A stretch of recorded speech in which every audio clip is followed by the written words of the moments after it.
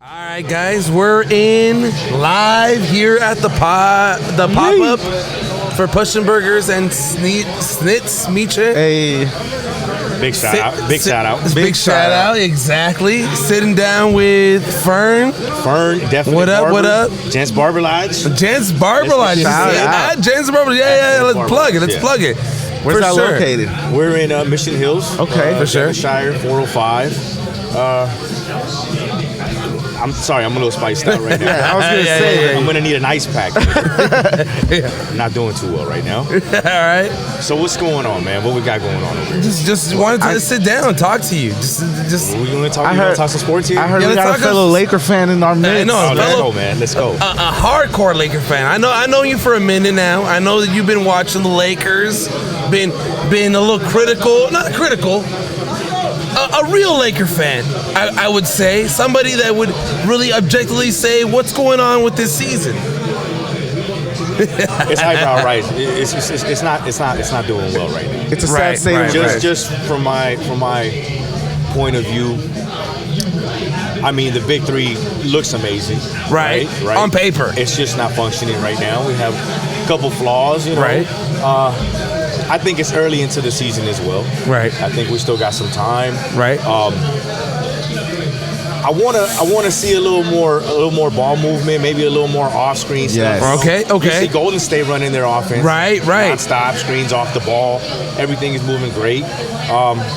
We definitely need some work, but I'm optimistic because superstars like that can definitely make it happen.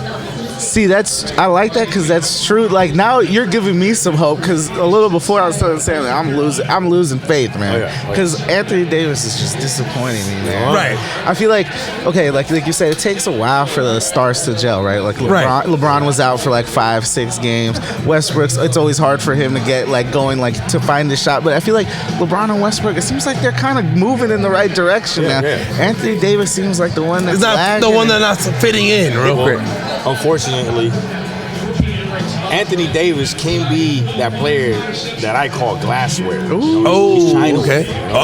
Sometimes it's kind of hard to see him go for a rebound because if he comes down and it just looks like he takes hard balls. Yeah. And he likes to grab his ankle when he hit his head. You know, he's that type of guy. You know what I mean? But when I think of great centers, I always think of great footwork, and he does have it. He has great footwork from the paint. He also can shoot, so he's very valuable. You know what I mean? So it's unfortunate that he is what he is right now. Exactly. Right. So I feel like, I don't know, maybe Sam could agree or disagree, but I feel like he needs to just own the fact that he's a center. He needs to buy into being that 5, because the best lineups that we've had with the Lakers is when he's bought into being that 5. You know what I mean? He's dominating in the paint. He'll dominate anywhere there, but he wants to be beyond the paint. He wants to be beyond that line. And he's shooting terribly right now. Horribly. He can't hit a jumper to save his life. And then I feel like it affects his defense, which is why we love Anthony Davis. His defensive length, he could pretty much guard 1 through 5. And I feel like it's affecting him in that position now. He seems a little lost out there. Personally, I think him around the baseline, you can't lock him. You can't push him baseline. Right. He can get out of there. 100%. Keep him somewhere around around that key area, top of the key area. He's going to make it happen. He's going to get in there. Yes, sir. Just him being outside, 3-point line. Yeah, he could shoot. We need that, but I think we need to utilize him more in the paint. Yeah. We need him to buy into that part. Yeah. To say, I'm going to be in the paint. I'm going to be that dog in the paint and just dominate. It's you know what I mean? How he was in the bubble, man. When we were in the bubble and we won a championship, he was night in and night out, he was our best all-around player. Obviously, LeBron was leading the charge on offense, but on defense and on offense, AD was killing it. He was on both ends of the field, for sure. And it's was it because there was no crowd? Was it because of the circumstances where it was a tight, it was a small gym? Could be it, man. A crowd making noise. It does. It affects you. You get thumbs up and thumbs down. Exactly. So it does make a difference. Sure. But, man, at this point in the season, at this point where you've seen the Lakers Are they a championship contender? I'm a Laker fan, so I'm gonna say through and through. But on the realist side, right?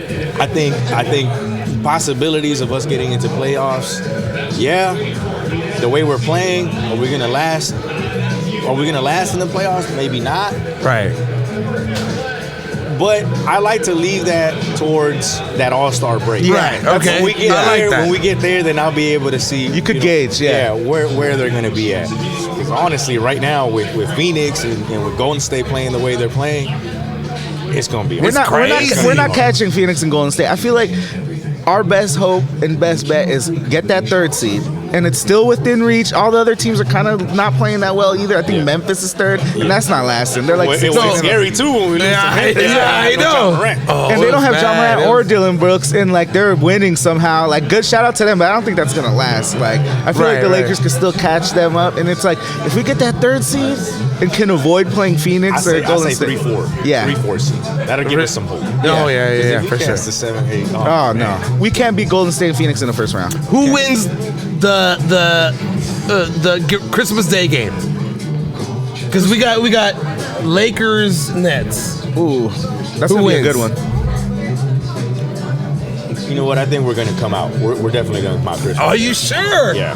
Because the Nets have been playing really well throughout the month of December. They've been playing well. You know, Durant's balling out right. And Harden's been playing Harden's been playing better. He has honestly, Harden's been hit and miss kind of. He's been hit or miss. Like he hasn't been like the Harden of like Rockets days, but like.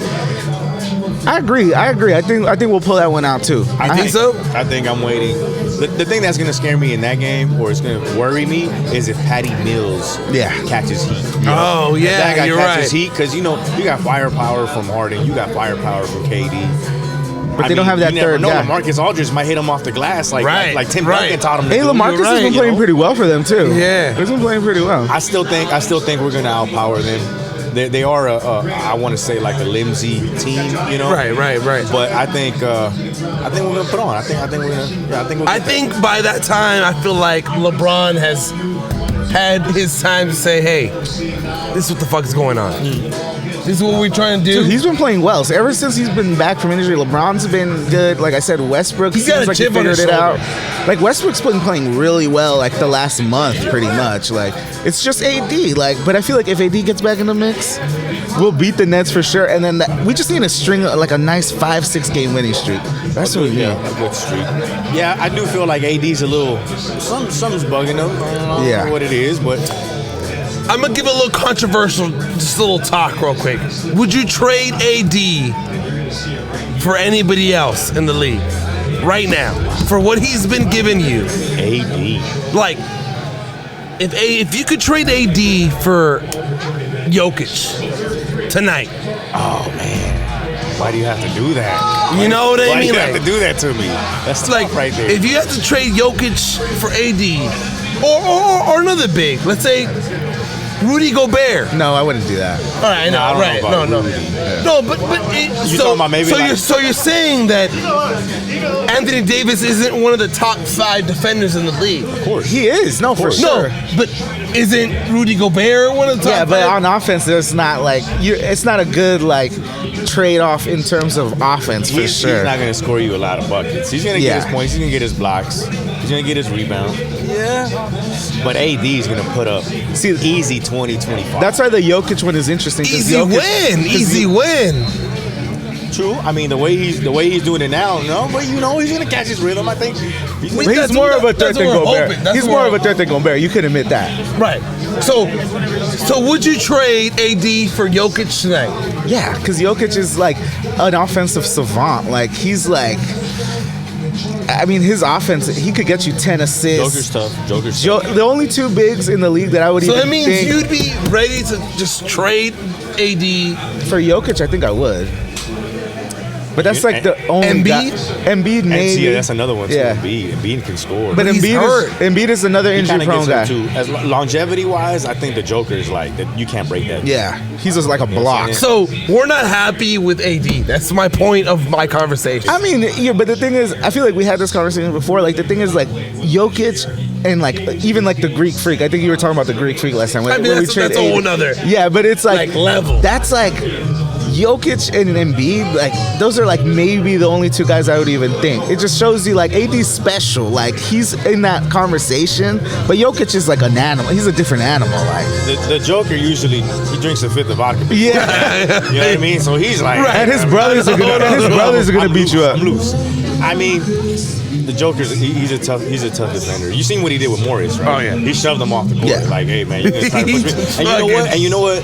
I think he's been getting so beat up in the in the paint area that he finally showed. Like I think this second half of the season coming up, I think Joker's gonna be tough to stop. Man. Oh yeah, he is.